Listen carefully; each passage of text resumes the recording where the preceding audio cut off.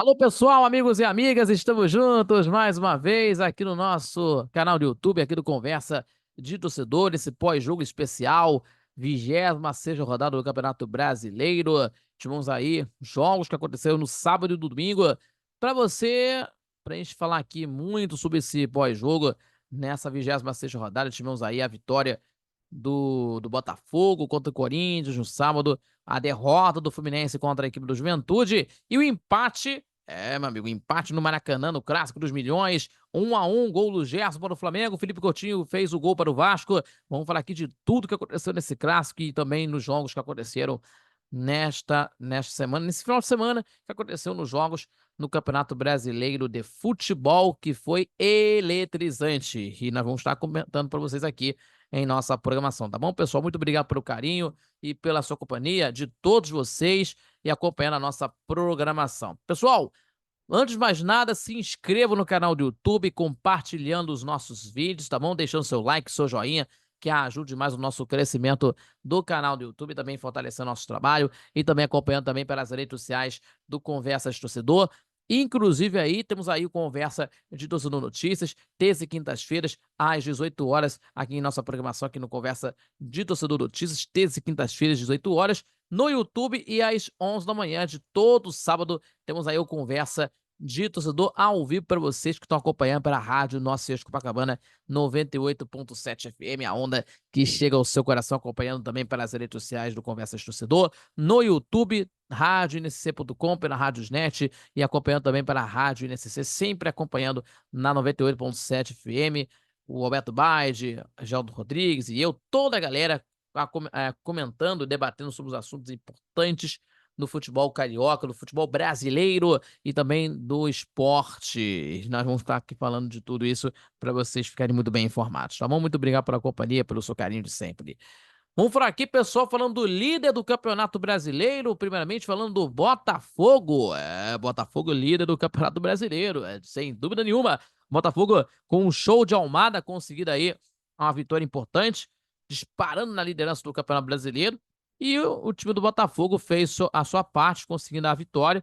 O argentino fez duas jogadas, grandes jogadas nos gols, comandando a vitória na equipe do time do Botafogo do Newton Santos. E o Corinthians desperdiçou um pênalti, né? Com o Romero, mas fez o gol de pênalti com o Garro no segundo tempo. Então, meus amigos, né, também aí a situação do time do Botafogo venceu essa partida no sábado pelo Campeonato Brasileiro.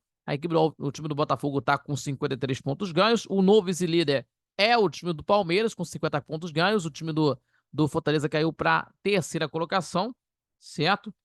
E temos aí a situação do time do Botafogo, que são duas vitórias consecutivas em 4 rodadas de invencibilidade para o líder do Campeonato Brasileiro, que aproveitou o empate do Fortaleza, né, disparando na ponta do Campeonato Nacional. E mais do que nunca, o Botafogo tem aí os seus 53 pontos ganhos, mais do que nunca que é o líder do campeonato, e o time do Corinthians está aí na 18ª colocação com 25 pontos ganhos, lutando para não cair para a segunda divisão do Campeonato Nacional. E o argentino de 23 anos, o Almada, né, Thiago Almada, que teve uma noite provavelmente na melhor atuação dele pelo Botafogo, né? Diga-se passagem aí. Então, ele comandou o meio de campo, fez duas grandes jogadas nos gols do time do Botafogo. Primeiro, entortou a coluna do Ranieri, uma enfiada de bola para o Savarino, que serviu para o Luiz Henrique fazer o gol, né? No segundo, driblou, né, o Ranieri novamente e chutou de canhota, né? E a bola ainda desviou no meio do caminho, no caminho, e tirou o Hugo na jogada, o Hugo Souza no lance, e jogou muito, né? Inclusive o jogador Almada para tentar decidir o jogo no estádio, no estádio Newton Santos. E também teve uma perda de pênalti, né? E o John acertando no canto e fez a defesa. A primeira defesa de pênalti, né, de toda a história dele como jogador profissional, né? Que nunca tinha pegado pênalti na vida. E além do gol aí que aconteceu aí ainda no primeiro tempo que o Botafogo fez o gol, e que o Corinthians teve o pênalti a seu favor, né? E o Romero teve a chance de empatar em cobrança de pênalti, mas bateu fraquinho, né? Fez a pose pra fazer pênalti, uma coisa de doido, né?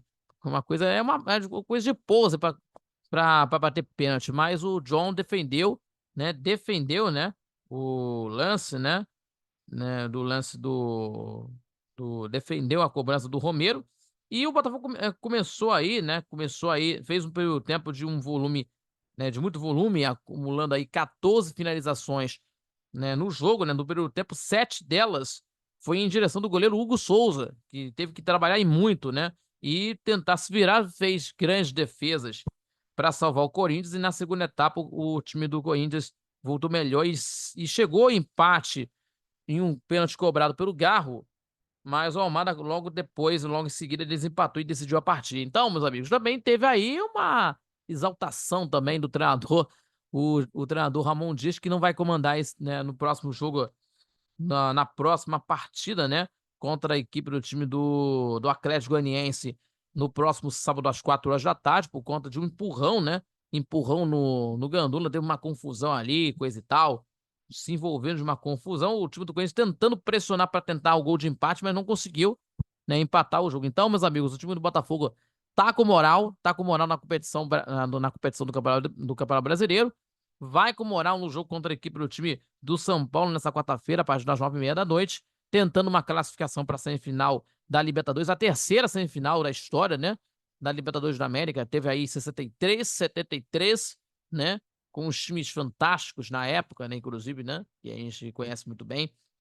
E o Fortaleza, o Corinthians enfrentando aí o time do Fortaleza, né, fora de casa, nesta terça-feira, às 9h30 da noite, no Castelão. E também o Fluminense enfrenta o Botafogo, né, o Botafogo enfrenta o Fluminense, melhor dizendo aí, às 6h30, no próximo sábado, no Maracanã. Então teremos aí clássico vovô no Maracanã, né? Inclusive, o clássico vovô no Maracanã às 6h30 da tarde de sábado, e no mesmo dia o time do Corinthians recebe o Atlético Goianiense no estádio, na Neoquímica Arena. Então temos aí esses jogos que nós vamos estar acompanhando para vocês, e acompanhando esse jogo aí do clássico vovô para vocês, certo?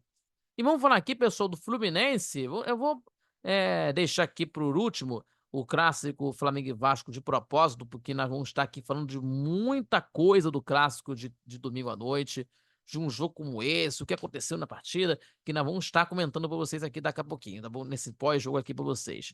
Vamos falar aqui do jogo entre Fluminense e Juventude, 2 gols em 2 minutos. O time do Juventude venceu contra o Fluminense de virada, e vencendo pelo Jacone, né? O time do técnico Jair Ventura reagiu no segundo tempo, se distancia no Z4, né? A equipe tricolor continua na 16ª colocação no Campeonato Brasileiro, de uma situação delicada. E na tarde de domingo, né, no Alfredo Jacone, né, o time do Fluminense levou a melhor no primeiro tempo, fazendo 1-0 com o gol do John Arias na primeira etapa, jogando um pouco melhor, com as boas ações defensivas. E, é, e o Juventude, no segundo tempo, porém, reagiu, né? Fez valer o fator casa no segundo tempo, e na virada, e a vitória por 2-1. Então, o Gilberto entrou no intervalo incomodando a defesa tricolor, né? E deu um novo fôlego no ataque, ao ataque da equipe do time da equipe gaúcha, né? A equipe do time do Juventude. E com volume ofensivo, a equipe gaúcha construiu a vitória em 2 minutos, em 7 segundos de partida.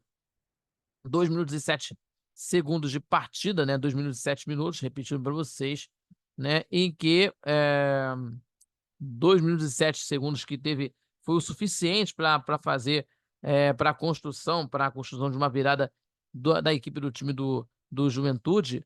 E no primeiro lance, no primeiro gol, né, o gol do Ronaldo de cabeça aos 35, logo na sequência aos 37, Marcelinho decretou a vitória, a virada na primeira oportunidade que teve com a bola, e ele ingressou no time logo após o primeiro gol. Então, meus amigos, o Juventude tem uma semana cheia de treinamentos, volta no próximo sábado contra o Vitória, também pelo Brasileiro, e o Juventude, o time do Fluminense, enfrentará contra a equipe do time do Atlético Mineiro no Rio de Janeiro, no Maracanã, às 7h30 da noite, no Maracanã. E também tem o clássico vovô no sábado que vem. Então temos aí a situação de falhas defensivas do Fluminense, inclusive, que a gente tem que falar aqui sobre a situação do Fluminense.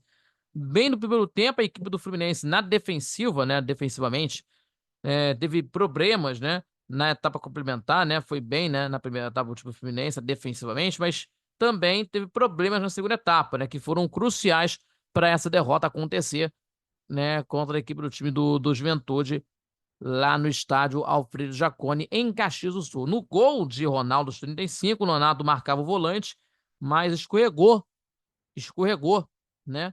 Escorregou e permitindo assim que ele subisse, né? Que ele subisse, né? Inclusive para cabecear livre, né? Subisse livre para cabecear para o gol. E aos 37 minutos, né? Aos 37 do segundo tempo, depois foi a vez do Martinelli, né?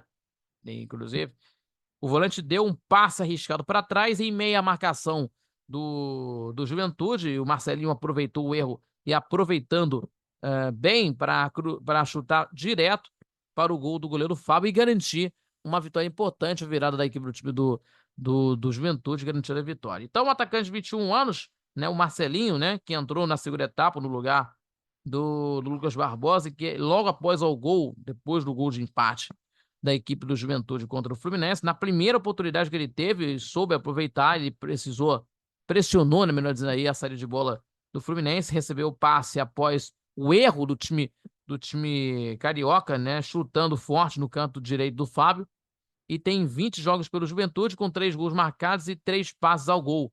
Então, meus amigos, tendo aí ele declarou sobre o gol que ele está muito feliz e que está aí, tendo aí a felicidade, né, de marcar o gol pelo Juventude. Então, meus amigos, principalmente aí, meus amigos, e que a situação do Fluminense está meio complicada, delicada, por sinal, né? 27 pontos, 16ª colocação do campeonato, está a 2 pontos, tá? A 2 pontos de distância do Vitória, que tá na 17ª colocação, que está dentro da zona do rebaixamento. E o time do Juventude se distanciou, né? Um pouquinho, está na 11ª colocação do campeonato com os 32 pontos ganhos, 9 pontos a 9 pontos do G6 na competição para a competição da Libertadores da América. Então temos aí o Juventude lutando também pela Libertadores. Então vamos ver o que vai acontecer. Então o Fluminense perdeu o jogo, mas tem essa situação no jogo contra o Atlético Mineiro no Rio de Janeiro, no Maracanã, às 7 da noite, horário de Brasília, tá bom? E vamos falar, meus amigos, sobre o Clássico dos Milhões, né? Clássico dos Milhões que aconteceu nesse domingo no Maracanã. Clássico dos Milhões, um clássico histórico, clássico centenário, mais do que centenário, uma velha rivalidade entre as duas equipes, né? O Clássico dos Milhões, inclusive, do Rio de Janeiro, entre Flamengo e Vasco. Tivemos aí o empate de 1-1, Gerson para o Flamengo, Coutinho para o Vasco, né? Terminaram empatado, né? Depois de um domínio de uma boa parte do tempo do Flamengo, que saiu na frente do marcador, mas cedeu empate no final da partida, né? Para o Flamengo, de uma lamentação, né? Por conta do empate, e para os vascaínos, um sabor de vitória, né? Um sabor de vitória por conta do Felipe Coutinho, que fez o gol, né? Então, o time do Vasco na 9ª colocação do campeonato, com 35 pontos ganhos, já que o Internacional ganhou ontem contra a equipe do time do Cuiabá. Teve essa vitória aí do Internacional, né? Voltou para a 9ª colocação do campeonato com 35 pontos ganhos, certo? E o Flamengo na 4ª colocação com 45 pontos, mas agora 8 pontos do líder Botafogo. Então, meus amigos e minhas amigas, temos aí o domínio do time do Flamengo numa boa parte do jogo, que fez o gol com o Gerson, né?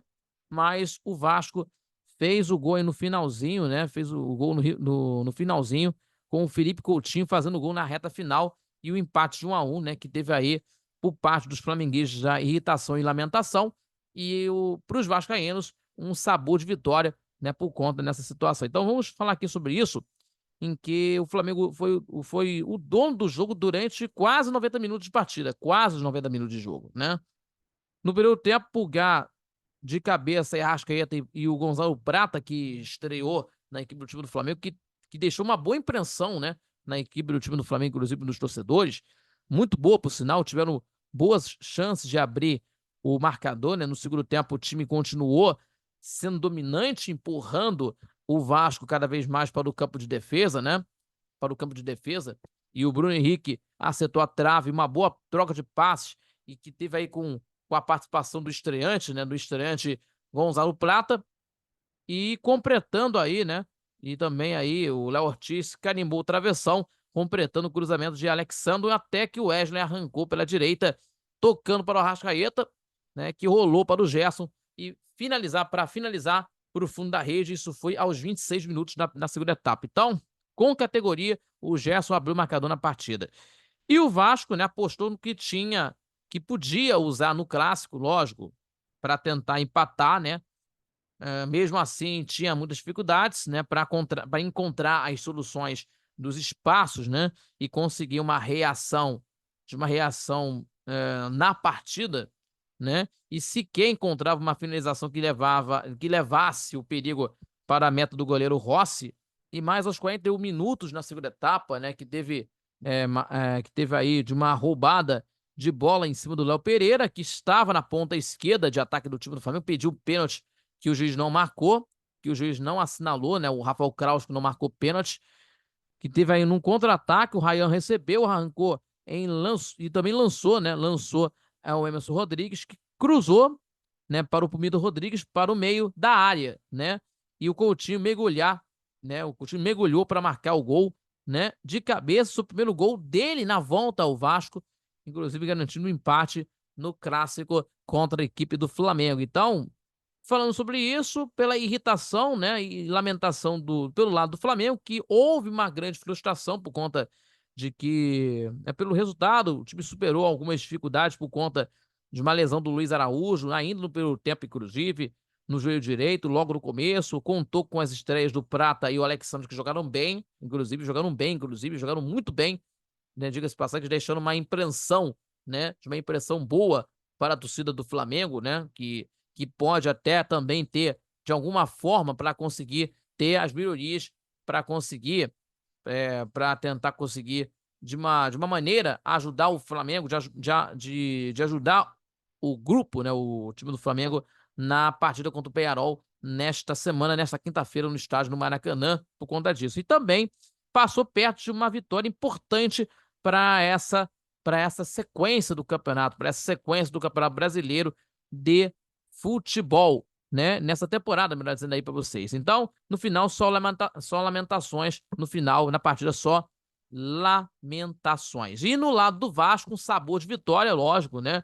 No público de mais de 60 mil torcedores, com o Maracanã dividido entre as torcidas, né? Dividido entre as torcidas das duas equipes. Os vascaínos saíram do estádio comemorando o resultado, né? O empate, né? Repito, com sabor de vitória, lógico, principalmente pelo gol marcado no final, justamente por quem voltou ao clube com status de grande nome de uma virada, né? O Felipe Coutinho, inclusive que o jogador vinha de uma lesão, né? De uma contaminação por Covid, né? Uma contaminação por Covid, né? Inclusive, e saiu de campo como herói do empate. Então temos aí nesses dois lados da história, né? De uns dois lados do histórico clássico entre Flamengo e Vasco, né? O Flamengo continua na quarta colocação com 45 pontos ganhos, o time do Vasco, o Flamengo com 45 pontos, quarto colocado, repito, e o nono colocado, o Vasco, com 35 pontos ganhos. Então, o Flamengo perdendo a chance de estar tentando conseguir lutar pela situação do título de campeão brasileiro, né? O Flamengo, com 45 pontos na quarta colocação, 8 a menos do que o Botafogo, que está na liderança, e o time do Vasco é o nono colocado com 35 pontos ganhos, né? Voltando para a nona colocação por conta da vitória do jogo do Internacional, né?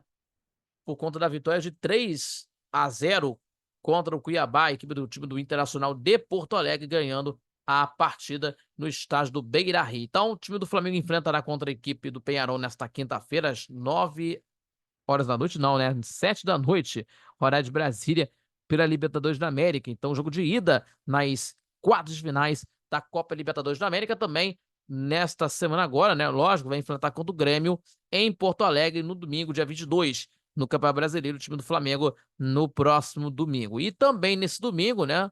Nesse domingo, terás aí Vasco e Palmeiras em Brasília, né? Pelo Campeonato Brasileiro de Futebol. Então temos aí o clássico entre Vasco e Palmeiras no estádio Mané Garrincha, em Brasília. Tá bom, pessoal? Então, encerramos por aqui o nosso pós-jogo aqui do Conversa de Torcedor, né? O nosso pós-jogo para vocês. Muito obrigado pela companhia. A gente se inscreva, compartilhe nossos vídeos e deixando seu like, seu joinha, que ajude mais o nosso crescimento do canal do YouTube, também fortalecer nosso trabalho e também acompanhando pelas redes sociais do Conversas Torcedor. E não esquecendo, hein? Conversas Torcedor Notícias, terças e quintas-feiras, às 18 horas com vocês, no canal do YouTube do Conversas Torcedor, com você que está acompanhando a nossa programação, e também aos sábados com você, a partir das 11 da manhã, pela rádio Nossa Senhora de Copacabana, 98,7 FM, a onda que chega ao seu coração. Fique ligado, hein? Acompanhando pelas redes sociais aí do Conversas Torcedor, na Rádio NSC, da Rádio NSC principalmente aí, também no YouTube do Conversa de Torcedor, também pelo site radioNSC.com e também pela Radiosnet, tudo para você ficar muito bem informado sobre o futebol carioca, o futebol brasileiro, inclusive do esporte em geral, tá bom? Com o Alberto Baide, Geraldo Rodrigues e também com esse amigo que os fala, Rafael Cabral, para você acompanhar de tudo que está acontecendo no futebol carioca, no futebol brasileiro e do esporte. Tá bom, pessoal? Para debatermos juntos tudo sobre essa situação do mundo dos esportes, com você acompanhando o Conversa de Torcedor nas ondas da rádio. Repito, o Alberto Baide, Geraldo Rodrigues e o amigo que os fala, Rafael Cabral, acompanhando e também debatendo sobre o mundo do esporte para você ficar muito bem informado. Tá bom, pessoal? E também com muitas informações, é claro, né? Com certeza. Muito obrigado a todos vocês pela companhia. Fique com Deus e até o próximo vídeo aqui do nosso pós-jogo, aqui do Conversa de Torcedor. Muito obrigado a atenção de todos. Fique com Deus e até a próxima. Falou, galera. Tchau, tchau.